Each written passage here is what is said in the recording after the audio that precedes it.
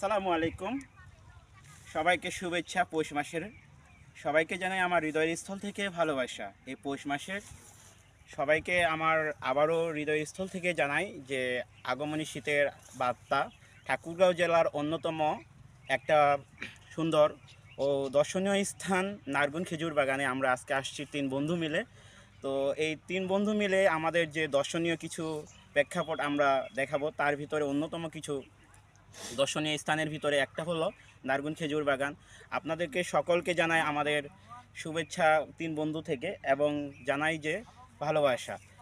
আপনারা জেনে অন্তত আনন্দিত হবেন যে এই নারগুন খেজুর বাগানে বাংলাদেশের যে কোনো প্রান্ত থেকে অনেক মানুষ আসে এই নারগুন খেজুর বাগানে।